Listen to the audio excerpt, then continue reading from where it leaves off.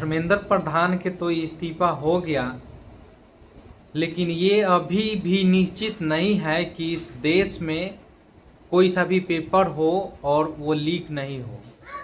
कोई निश्चित नहीं है, हो भी सकता है।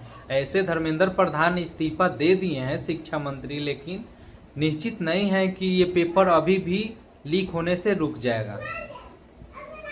और स्टूडेंट की एक और मांग होना चाहिए कि जैसे जो भी व्यक्ति पेपर तो लीक करवा देता है और उसके वजह से 20-22 बच्चे आत्महत्या कर लेते हैं, तो उसका जिम्मेवारी ओनली शिक्षा मंत्री भी नहीं है।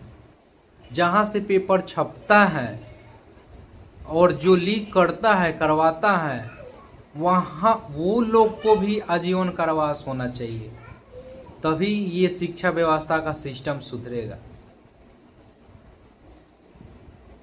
उनको तो एक पद दे दिया गया है शिक्षा मंत्री को कि हाँ हमको ये पद संभालना है, लेकिन फिर भी जहाँ पे पेपर छपाई होता है वहीं से लीक होना शुरू होता है। नहीं तो किसी को क्या पता कि क्या हो रहा है, कौन सा क्वेश्चन आने वाला है हमारे एग्जाम में। स्टूडेंट को और एक मांग होना चाहिए कि अगर जे फिर भी दूसरे शिक्षा मंत्री आते हैं और फिर भी पेपर लीक हो जाता है, तो उसका जिम्मेवार जो पेपर लीक करवाता है वो होगा, उसका आजीवन कारावास होना चाहिए। नहीं तो किसी एक्ट के द्वारा उस पर कड़ी सजा होना चाहिए, क्योंकि सबसे बड़ा जिम्मेवार वही होता है जो वहां से पेपर चुरा कर और लीक कर देता है, बस चंद पैसों के लिए लीक कर देता है।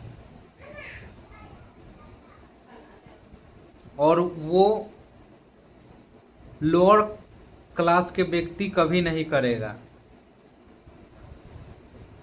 वो पेपर खरीदने का काम वो मिडिल भी क्लास के व्यक्ति भी नहीं करेगा। जैसे वो उसका पेपर 30-30 लाख में बिका है अब की नीट का पेपर, तो मिडिल क्लास और लोअर क्लास के व्यक्ति कैसे 30-30 लाख के पेपर खरीद के अपने बच्चों को दे सकता है? नहीं, वो नहीं तो कोई बड़ा बिजनेस होगा, मैन होगा, नहीं तो कोई नेता होगा। इसीलिए 30-30 लाख में नीट का पेपर खरीद कर अपने बच्चों को दिया। कहीं ना कहीं वो भी जिम्मेवार है, जो खरीदता है पेपर वो भी जिम्मेवार है, और जो बेचता है वो भी जिम्मेवार है। इस सब पर आजीवन कारावास होना चाहिए और किसी एक्ट के द्वारा इस सब पर सजा होना चाहिए, तभी इस देश का शिक्षा व्यवस्था सुधरेगा। ओनली शिक्षा मंत्री के इस्तीफा दे देने से शिक्षा व्यवस्था पे कुछ बदलाव ऐसे लगता नहीं है कि हो सकता है।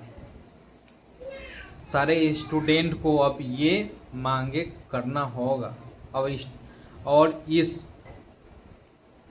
भारत सरकार को भी ये बात सोचना पड़ेगा। बाकी सरकार कुछ भी करे, कोई से भी एक बिल पास होने वाला है 2026 में, वो अपना कुछ भी करे, लेकिन शिक्षा व्यवस्था जरूर सुधारे। धन्यवाद।